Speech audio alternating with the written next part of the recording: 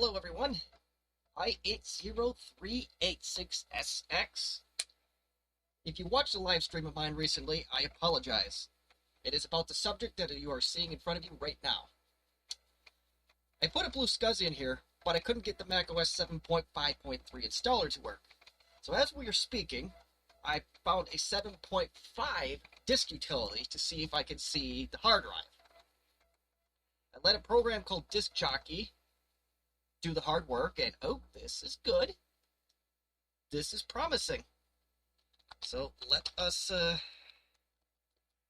this is with the BlueSCSI, mind you. The original hard drive is right here.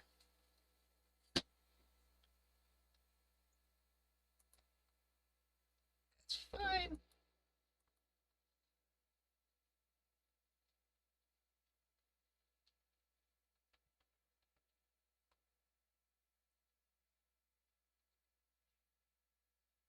So this is technically only my second go with a BlueSCSI.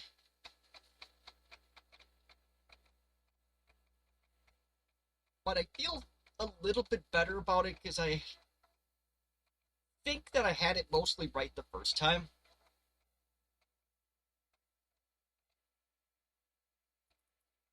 I'm just curious to see if it'll see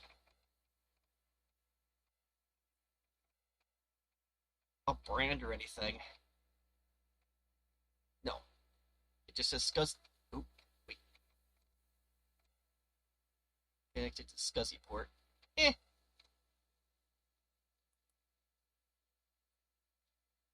Okay, whatever. We have a Macintosh hard drive.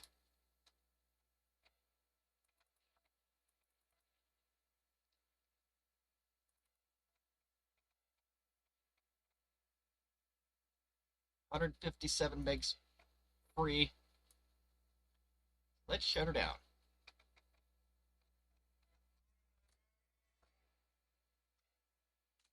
And let's see if this will detect when we do the install, or try to install. But before I do anything else, I misplaced this again.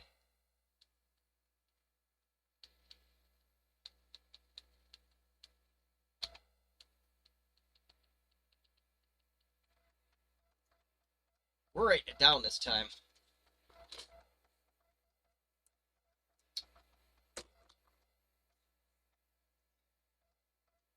And I want to thank the lovely teachers over at Fox Valley Tech for letting me use the loaner machine a gazillion years ago, it feels like. It's been about 20 years ago, to make this set of discs.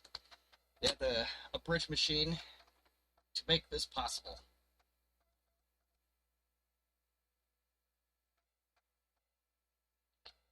So now we shall see if it will boot.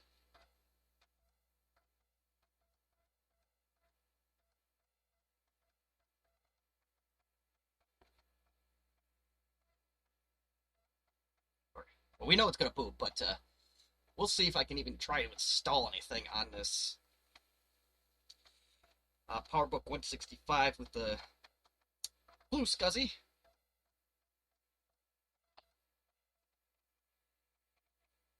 And I just noticed something on this hard drive.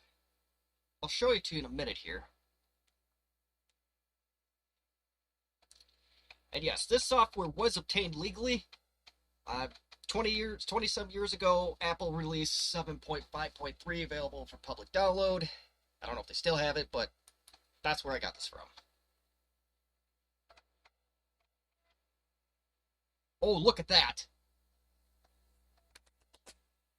My theory was mostly correct. I had to initialize a hard drive. I had that hunch. Let's do it.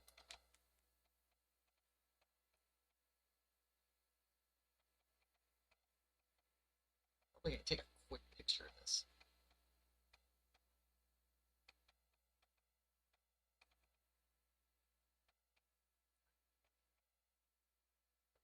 Oh yeah, I was going to show you. So, PowerBook 165C came with either an 80 meg drive or the 160 meg drive.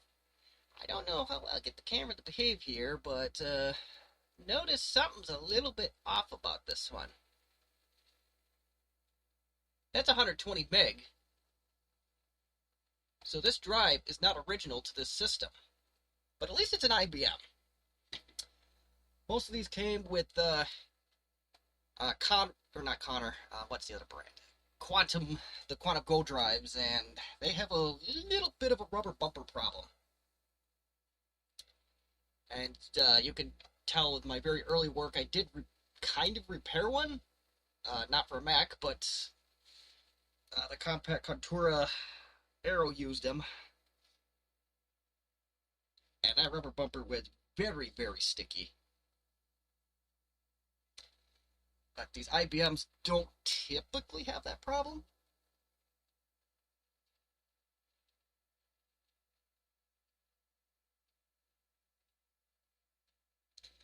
And this is taking its sweet old time, but at least we're seeing it.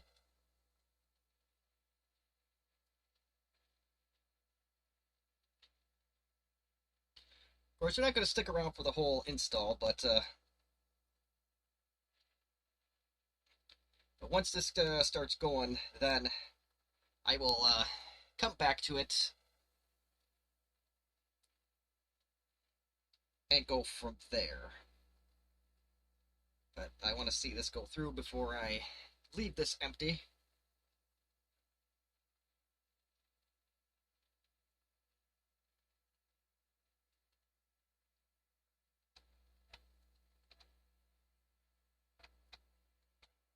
Here we go. I didn't give it a username. That's okay. That's a good trick. And it looks like we're going to have a little bit of a flickering fun. But that's okay. So, I am going to go through this as soon as I can find a disk drive. And I realize you can put ISOs and all that fun stuff on these Macs and on these BlueSCSIs, but I just want to get something modern in this machine, install it whatever way I have to, and go from there. But this looks like it's going, so I'm very happy with that, so I am going to stop this for now, and we'll come back when we're done here. Well, as you can tell, despite its very snowy stature here, we are getting to the home stretch. Look any better or worse here. I think it's just about as good as it's going to get. Don't know why I have that snow effect, but I rest assure you that is just the camera and not the system itself. Maybe an iPhone 7 is not good enough for a camera. I don't know. But we're on the last disc, allegedly. I think it's going to ask for some random disk or disk 1 again.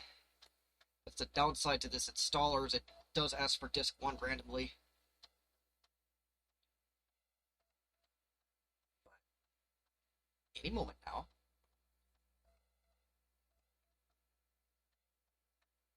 Anytime, bud.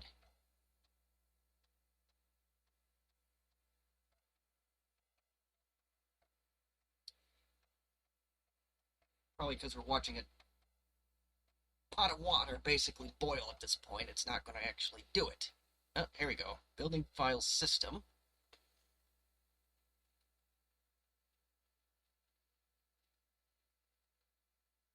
Closing files. Okay, this may not ask for disk 1.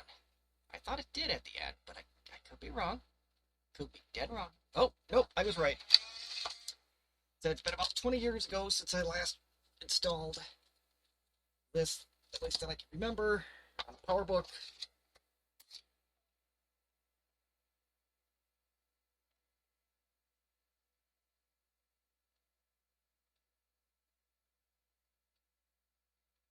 Making your Macintosh happy. Okay, that's, may have to screenshot that.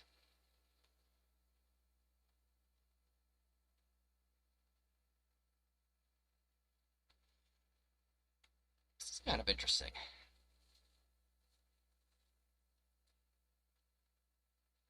And now we wait. I don't really want to cut this file here yet. We may have to.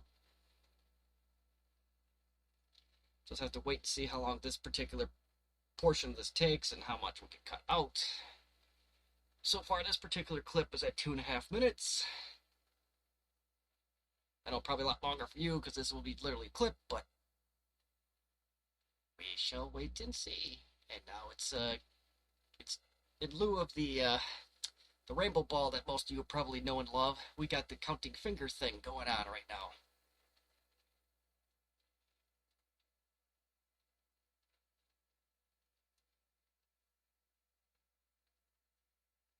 Now, technically, the BlueSCSI is oh, there we go. It's finishing.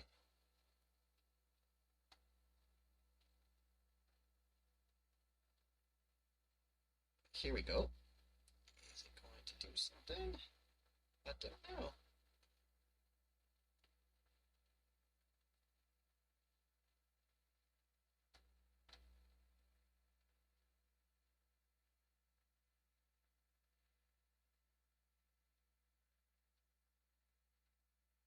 Oh, here we go. Installation was successful. If you are finished, if you wish to do additional installations, click continue. We're just gonna quit. We're gonna do the default. I just want to get this done before my freedom is up.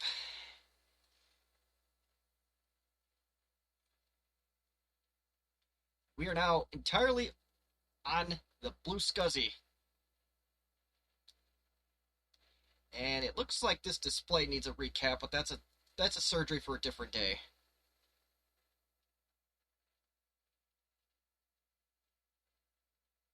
Looks a little washed out too, but I don't know if you can tell. But... oop, my bad.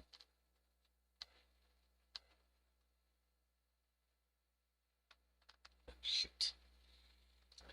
Yeah, display looks a tad bit washed out, but it may just be time for some caps in this thing, and that's fine.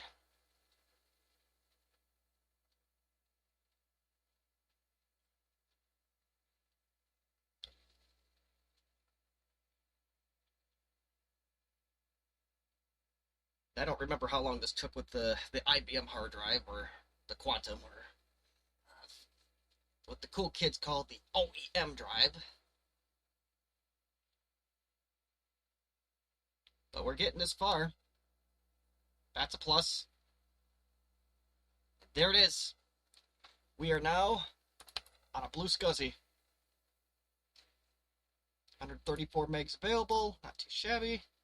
7.5.3 revision 2. And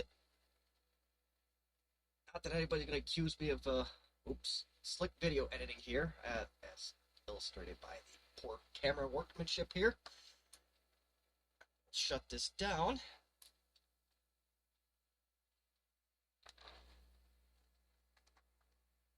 You get to see more of my studio than you probably want to. But rest assure you, we're going to do the jank in the lighting department here. But as you can tell, there is absolutely a BlueSCSI in there. Now, I'm not going to mess with the Wi-Fi drivers tonight. Or maybe I will, I'm not sure yet, but for the purposes of this video, this was just more of a conclusion of, hey, this is what we got, this is what went wrong, this is why it went wrong. So, if you run into this problem, you want to make sure you have this, yeah, the Mac OS 7.5 disk utility. Again, it's only for the PowerBook 165C, but make sure you have that.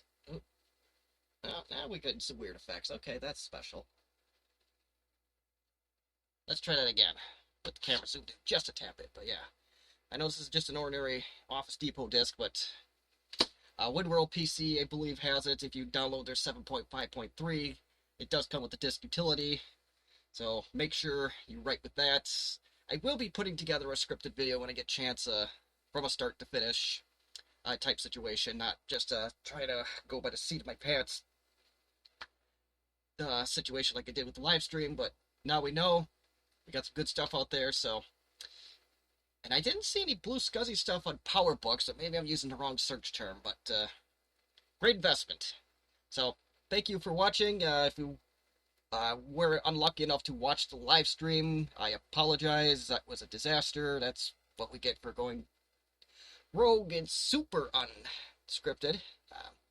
But yes, it's a PowerBook 165C on a BlueSCSI. Thank you very much.